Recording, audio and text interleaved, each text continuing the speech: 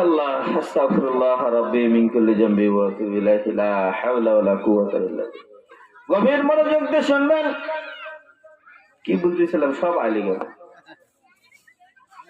গভীর মনোযোগ দিয়ে শুনবেন, এলাকার মা বোনদেরকে বলতেছি, আমি পা ধরে বলতেছি, হয়তো বা অনেকে আমার মায়ের সমতুল্য, অনেকে হয়তো বা আমার দাদির সমতুল্য, অনেকে হয়তো বা আমার নানির সমতুল্য।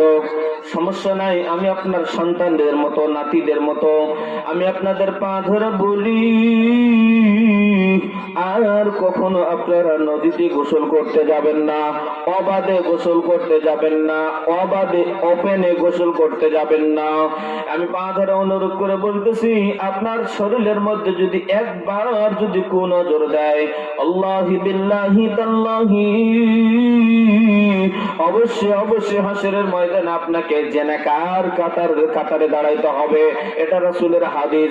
যে কথাটি বলতেছিলাম, একজন মেয়ে একটা গুনাহ করবে, তার আমলনামে একটা গুনাহ লেখা হবে, আর তার দিলের মধ্যে একটা কালো দাগ পড়ে যাবে।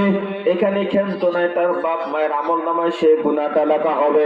মৃত্যুর আগ পর্যন্ত নয়, বিয়ের আগ পর্যন্ত।